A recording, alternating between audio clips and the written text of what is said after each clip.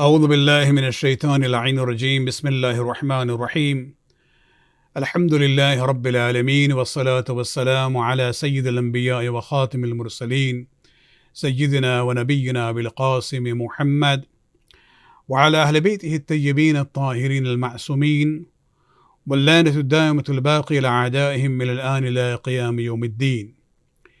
أما بعد، فقد قال الله سبحانه وتعالى في كتابه الكريم: والذين جاهدوا فينا لنهدينهم سبلنا وإن الله لمع المحسنين.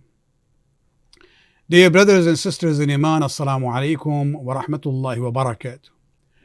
Today, June 20th, year 2021, is celebrated in many countries as Father's Day. For me, it happens to coincide with the 19th death anniversary of my father, Allama Sayyid Akhtar Rizvi, Allahu Maqamuhu. May Allah elevate his status.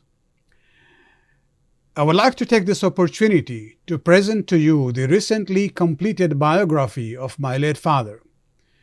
The thought of writing his biography had been in my mind since his demise. However, this task was delayed because I first wanted to finalize my father's work, the book titled as A History of the Shia People, before anything else.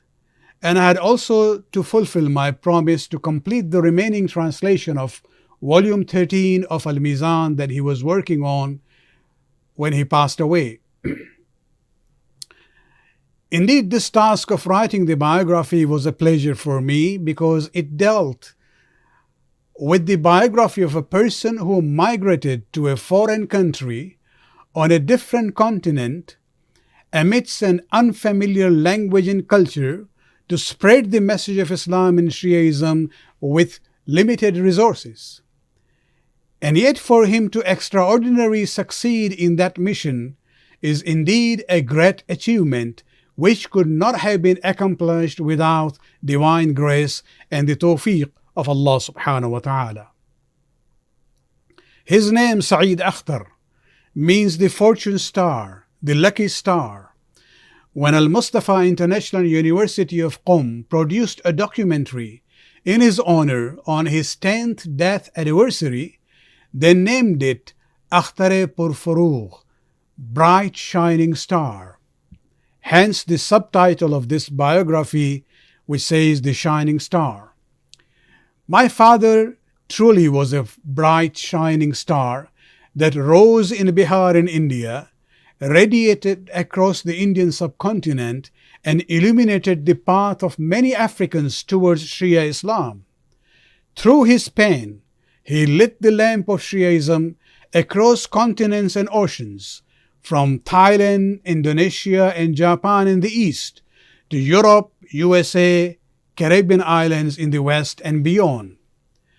An example of his far-reaching impact in the spread of Shiaism is Guyana in South America. The first Shia in Guyana was Marhum Latif Ali. He became Shia after reading my father's books and a sustained correspondence with him. Although my father never had an opportunity to visit Guyana, he is known as the father of Shiaism in Guyana. In the 40th commemorative program for my father in Toronto, Canada, Marhum Latif Ali sent me a poem which was read in that gathering, and I would like to share that poem in English with you. These are the sentiments of the first Shia and the first Muballigh of Shiaism in Guyana. He says, "A candle that rose in Bihar, but in effulgence did grow. In Dar es Salaam as a star he did glow. With convincing logic how simply he did show in every letter the warmth of love and flow. O Allah, he took us from darkness to light. Today Guyana knows of Ahlul Bayt. 400 souls no longer blame you for whatever they do. O Allah, how would we have known of Saqifa or the door of Zahra? O Allah, Sayyid Akhtar took us through the jungle of corruption. his light shining through the fog of history, and we saw Hussein. This is what Yazid could not imagine. The message he sought to extinguish crossed the continents, and here it is in the northern tip of South America. Yazid lost, oh dear Sayyid Akhtar. Who says you are not here? In every heart you are. In Guyana, your lions will forever roar, Ya Muhammad and Ya Ali. May Allah subhanahu wa ta'ala bless the soul of my father as well as the soul of his student and the Muballigh in Guyana, Marhum Latif Ali. In his spiritual journey, Allama Sayyid Akhtar Rizvi was confronted by many dark clouds, unfamiliar lands, language, cultures, opposition from within the community against Tabligh, as well as opposition from the external forces, prejudice, racism, politics, and more. However, his light shone through, overcoming all hurdles in his path of Tabligh. His life exemplifies the Quranic verse where Allah subhanahu wa ta'ala says, وَالَّذِينَ جَاهَدُوا فِينَا لِنَهْدِيَنَّهُمْ سُبُلَنَا وَإِنَّ اللَّهَ لَمَعَ الْمُحْسِنِينَ. Allah subhanahu wa ta'ala says, those who strive hard for us, we surely guide them towards our ways, and Allah is most surely with those who are good doers. This is in Surah 29, ayat 69. In this book of biography, which consists of 500 pages, I divided that into 10 chapters. Chapter 1, of course, talks about the birth of a star, about his birth and early years and family background, as well as the scholars from his ancestors. Chapter 2, The Growing Star, describes his education and teachers.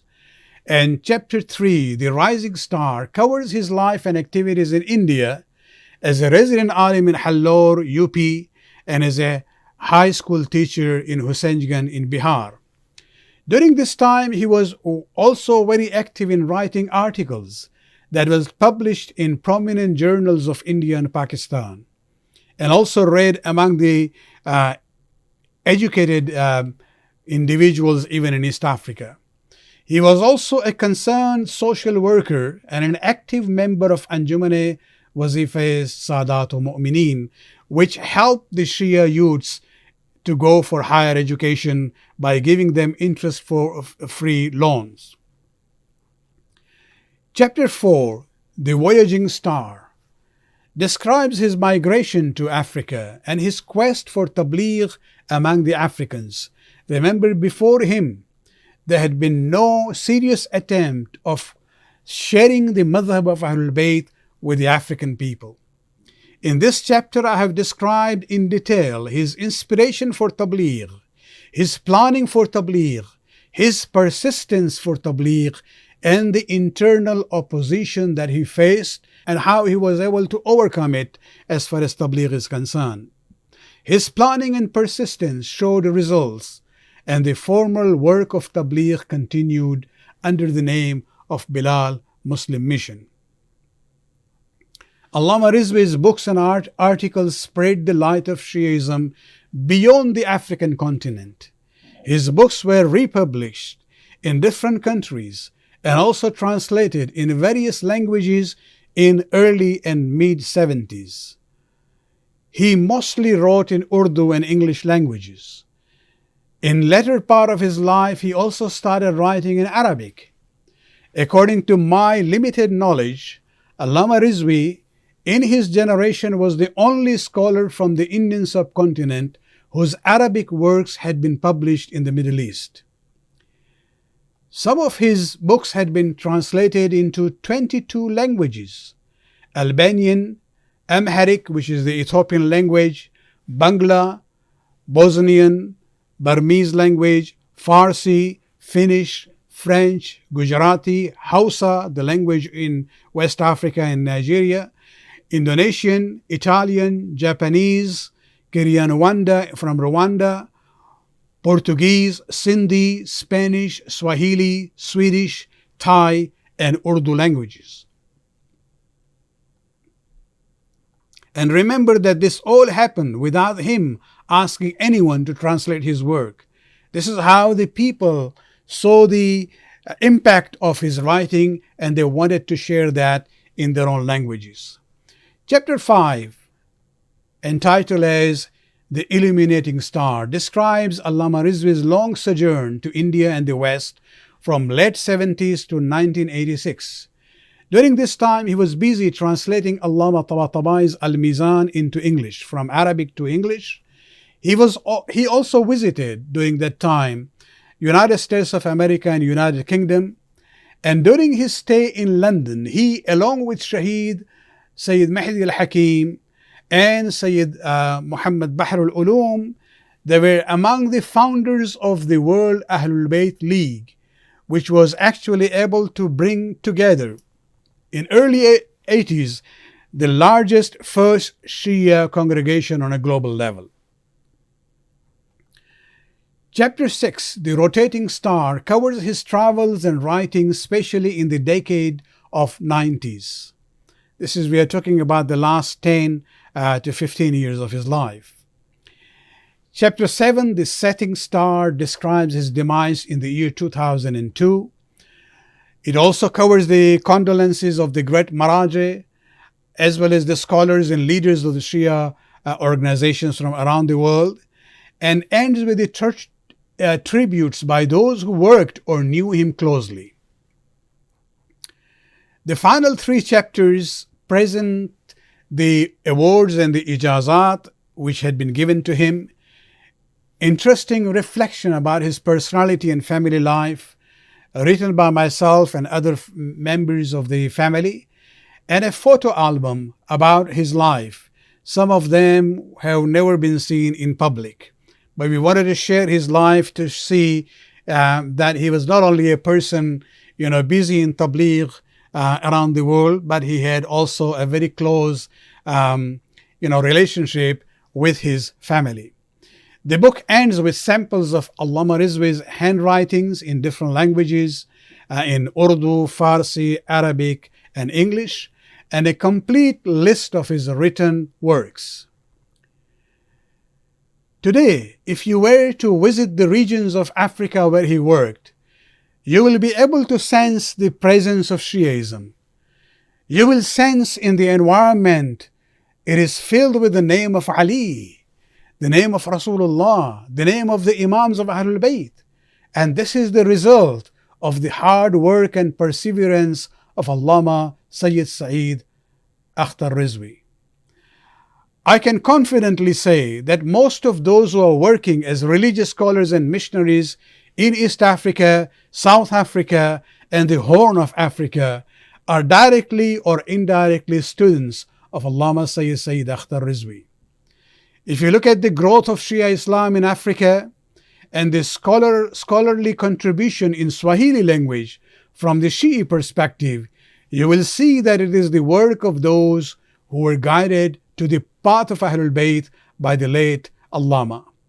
Whether it is the translation of the Holy Quran in Swahili, or the Swahili translation of Saif al-Sajjadiyya, or the Nahjul Balagha.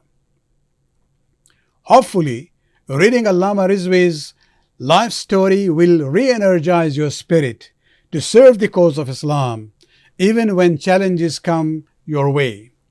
This book hopes to demonstrate that if a person is equipped with true knowledge, a spirit of perseverance and sincerity, ikhlas, God will grant him tawfiq and success in his work. With this hope in mind, we have made this biography available free for those who strive for the promotion of the path of Ahlul Bayt.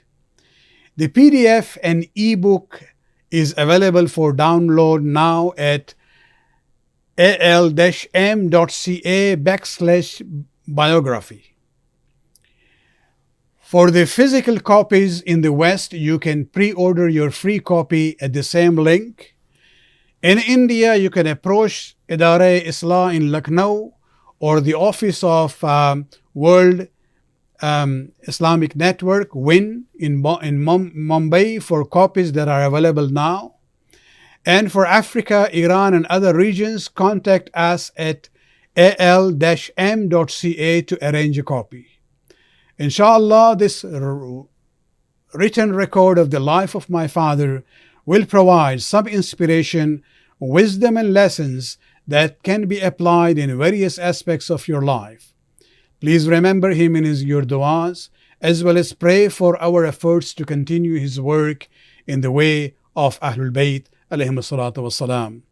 May Allah subhanahu wa ta'ala increase our tawfiqat and keep you all the mu'minin and mu'minat under his protection.